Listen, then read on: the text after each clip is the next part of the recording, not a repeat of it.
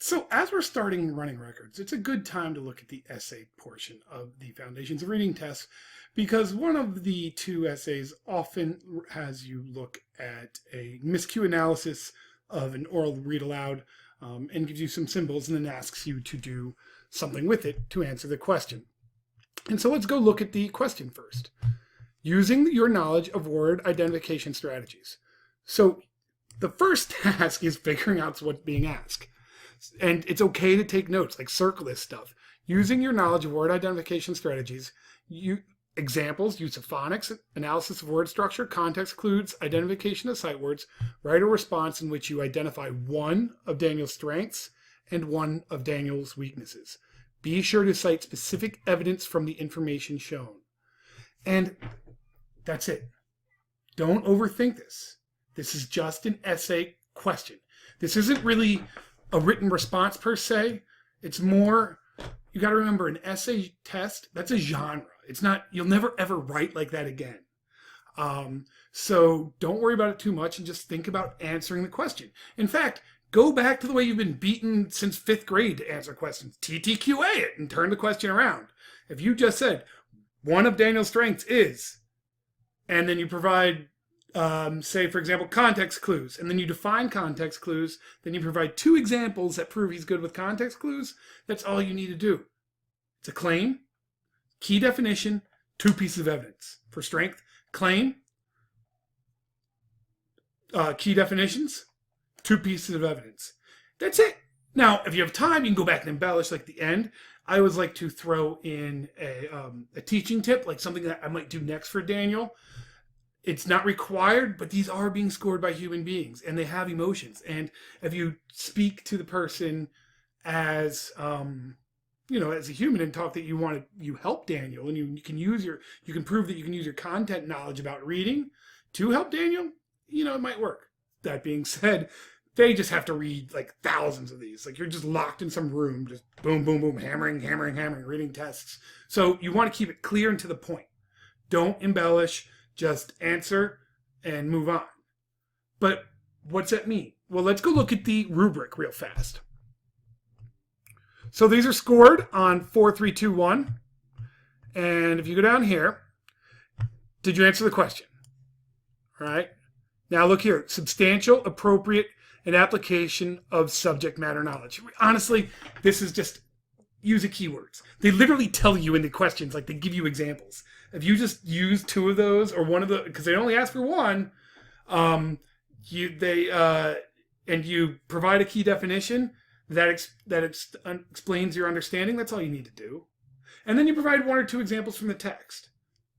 So then a 3 response. Let's look at the difference. See, it says there are relevant examples, high quality relevant examples. This is what we call key levers in rubrics, like what bumps. This is a 4 and a 3. So these are definitely, this is what we call a holistic rubric in a sense. You're being measured on 4 different kinds of scales, but it's, 4, 3, 2, and 1. You have to mix and match what they are. So when you look at, so if you look here, you're looking at high quality relevant examples. And at a 3, some acceptable relevant examples. So you have a lowering in, frequency or the quality of the examples because they went from high quality to acceptable in some. So that's, the difference between, do you want to put in 2 examples or 1 examples? Literally, that's how these people are trained. They're automatons that just score like, ding, ding, ding, ding, score, score, score. So don't overthink it. And then you can look, then when you get to the 2 and the 1, now you're not answering the question, you're providing maybe inaccurate examples, you're not giving definitions. That's a key example. And we're going to annotate some of the answers and try to prove this correct. But what we're talking about again is just outlining it. As soon as you get this question, you can just make that outline. So for example, when you could just outline the strength. You could just put, put in strength. And then you would put in your, what is the strength you're going to use. And that might be, so you could, so if you wanted to put in a strength, say comprehension monitoring, you could, and then you'd have to give a definition. And they would, this is when a learner is evaluating their understanding. You would be doing this quickly. Understanding, usually evident in pauses and self-corrections. And then you can go and provide 2 examples. So you can go back to your text and find an example. So we're seeing here, Emily, all right, so where's her pauses, short pauses and long pauses? Seems to always be around when she is looking at compound words. And so we could write something like that. And so you just have to put an example, with pauses on unknown words.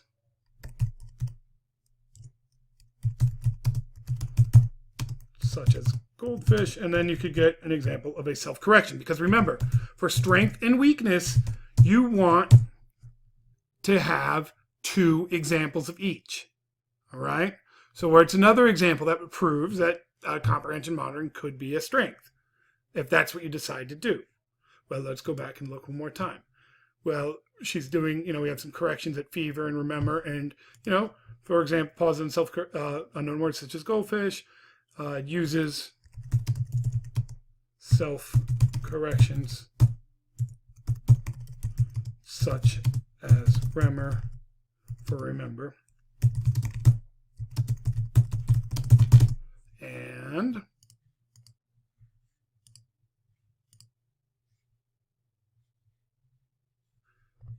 copy and company. That's it. So real fast, you would just jot that down for strength and you would repeat yourself for weakness. So when you get the test, just do that. It's 3 bullet points for strength, 3 bullet points for writing, and then don't get creative. Just super TTQA it and just answer the question because that's what you're being judged on. So be boring. Here's Daniel, and it says, identify 1 strengths in using word identification strategies. 1 strength Daniel has in word attack strategies.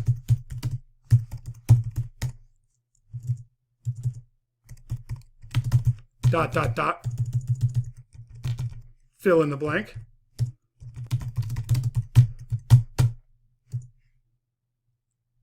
Then this is dot, dot, dot, fill in definition. Dot, dot, dot, example 1. Also, for example, dot, dot, dot, also illustrated in, dot, dot, dot, and done. Do that for that, and watch this. Boom. And just change the word to weakness. I mean, it's a formula. That's all this is. It's an essay test. It's not real writing. It's not authentic. It has nothing to do with your ability to teach reading. You just need to crank out and spit out a couple facts so that you can get a minimum of a 3 on the essay so it doesn't pull down your overall score. That's all you're trying to do. You're just trying to game the system and get the thing done. All right, so that's 1 strength and 1 weakness. That's how you write it. So let's go look and now compare a few of the examples. Looking here at Daniel, to understand Daniel's reading capabilities, I made observations of his teacher's notes on a particular reading performance. Avoid this. No one cares about your meta. That's just filling up space. From these notes, I will identify 1 strength and 1 weakness. Again, you didn't answer the question. Just flat out answer the question. 1 strength is, 1 weakness is. Move on. 1 weakness, so that whole paragraph is just unnecessary. 1 weakness is that evident in reading is repetition. All right, although this only occurred twice, so contradicting yourself, it shows that it can still have a tendency to rush through the assignment. So we could put the strength, was that a strength or a weakness they were talking about there? Weakness. So the weakness in this example was repetition. Now, as you recall, when you're doing a running record, repetitions aren't counted as errors. So that right there should be a trigger to you. All right, and then do they define repetition? No, there's no definition. Let's look at the examples.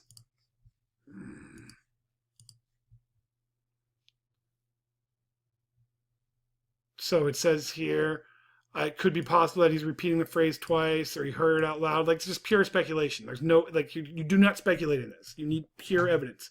It says it repeats himself. There's a word that he just struggled with saying out loud. No, like, nowhere is there an example from the text. That's why this item, if you write like this, you are going to fail the Foundations Reading Test. Let's go look at a different one.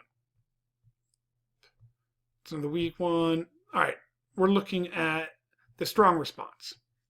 All right, there's a brief intro, and it's set up with like a, an introduction paragraph and strengths and weaknesses. You can do that. I don't think it's necessary. Like I said, these people score so many of these. Just get to the point. Daniel shows both strengths and weaknesses in reading the passage aloud to his teacher. He's able to use context clues to correct himself.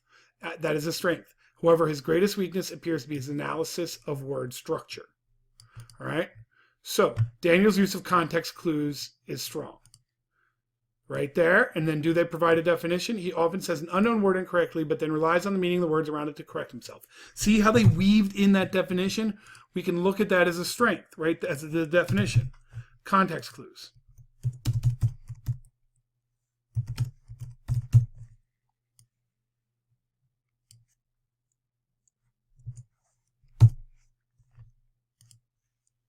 All right, so you right there. You have a definition. Let's look for example. For example, when he reads containers counter and in the phrase container of fish food, Daniel realizes that it doesn't make sense and he reads the phrase correctly. Also uses context clues can be seen when he corrects goalish for goldfish and fib for fishbowl. He is taking meaning of the sentence. He did not self-correct when he reads spilled for sprinkled because his guess still works with context. Like right there, that is a huge key that they're showing that they know key understandings, and that's the difference between a 4 and a 3 right there, this line, because it's a deep understanding of how you would use the MSQ analysis and understand that sprinkled and spilled work in context of the piece. And they've almost 4 examples here, so not even just the 2, like those are 4 examples. That's why this piece totally wins. So what you have to do for homework, EDU 407, is there are also another weak, all right, and another strong response. And they give you the answer. But I want you to spend some time and annotate it or outline it, kind of like I was doing here. And really consider it, because this is all you have to do. Like would raise our pass rates a lot across the nation by just like spending some time figuring out how to game the essay. It's all you really need to do. And you're just doing the same kind of writing we've taught you when you answer questions forever. It's a claim, a warrant, and some evidence. The difference between the 3 and the 4 is that special knowledge. That is what gets harder to fake. But usually if you can score a 3 on the essay, that's enough to where it won't damage you on your overall passing ability. So that's kind of it. Those are my tips for the Foundations of Reading Test essay.